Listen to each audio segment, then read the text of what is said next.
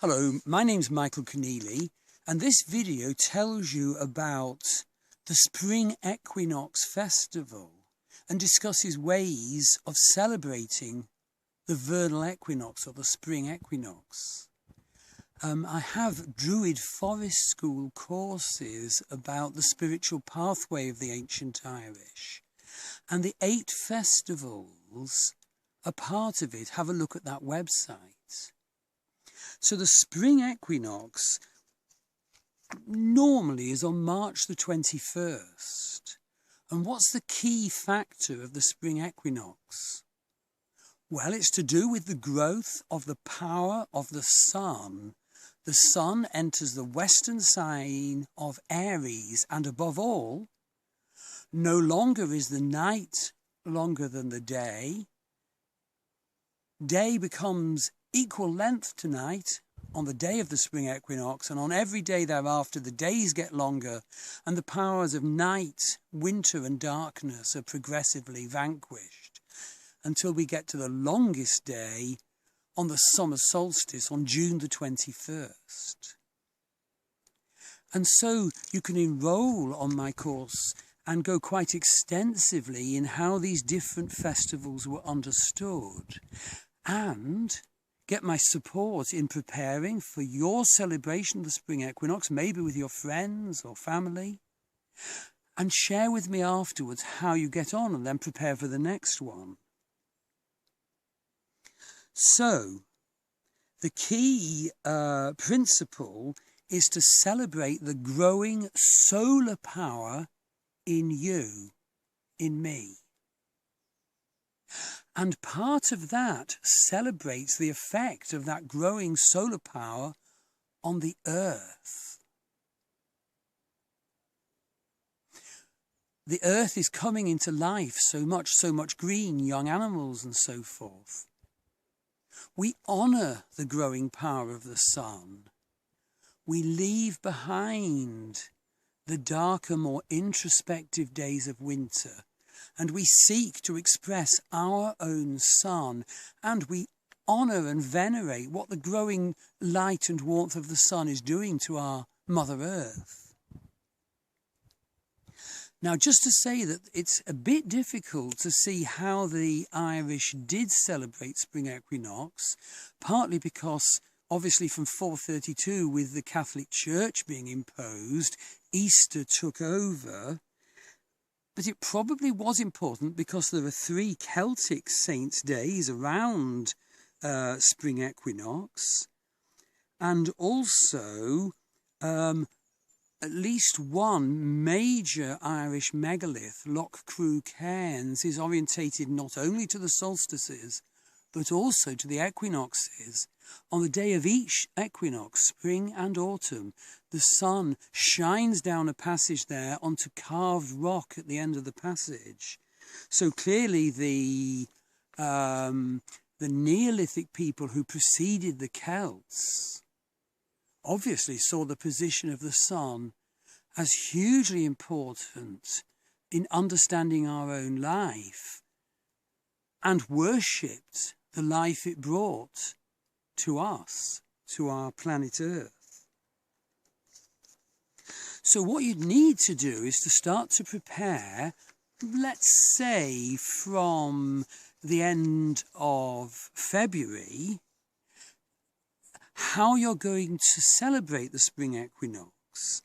And as I said, I correspond with people on my course about ideas and the possible format for the festival. So the first thing is, how do we celebrate the sun himself? The new sun was born on the day of the winter solstice, the child of promise.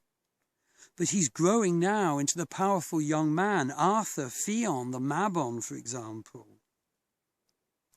How do we venerate what that new, more powerful sun does for the earth? It may affect, for example, the way we build an altar for our ritual, the site we choose. And yes, we can share on how do we choose the ritual place. What physical arrangements will you put into position there? Can you draw up a little suggested timetable for parts of the ritual? If you're doing it with other people, can some parts be sublet for them to prepare? I'm very, very much against scripted ritual because it's not authentic. And when we're not authentic, it's very dangerous. We lose our own spark. How can we venerate the growing power of the sun when we're not acting as one with our own sun of inspiration? And certainly I find it valuable myself to honour the sacred earth as we're moving towards the festival. And anyway, so every morning I always look towards the hill over which the sun rises near our house healing centre in the west of Ireland, and always say, well, let me rise with the sun. I always look to the south of comfort and wealth in the ancient Druid tradition, to the west, the vastness of the ocean not far from us, and to north, the solidity of the rocks and the mountains. And the ancient Irish spiritual tradition is always to honour earth, sea and sky. And so, get into the habit of that and do it during the festival ritual. And it's important to do some work on, the state of your body, sort of scan your body. For example, are there, symptoms of stress and illness? So that in a sense you can visualize the growingly powerful sun and soak up the healing rays of the sun, and maybe alter the way you live if necessary. So this goes on to taking stock of your life at this time. We're coming out of winter. Do you need to refocus? Do you need to let certain things die now that the sun's power is overtaking the power of night? Is there anything you should let die? Should you develop an intention to have something grow as the sun grows now? And maybe you could do, for example, shamanic journeying before or in the day of the festival celebration, on your own or with others. And again, I'm very happy to share with you. I always look at the astrology, Western and Vedic astrology, of people doing my courses and get the most valuable pointers from the birth chart, from the current predictive astrology. So the whole aim is to become more our solar self, if necessary to do body energy work, and these are covered in the course notes. Because in one sense, this is the fight between light and darkness. And so in some earth spirituality traditions, this is the fight between the winter king and the summer king. And sometimes that fight can even be symbolically enacted during a festival celebration, like a team game, where the people representing winter will ritually lose. And the team representing sun and the summer will cross the goal line. So these are a brief depiction of the factors. Have a look at my courses.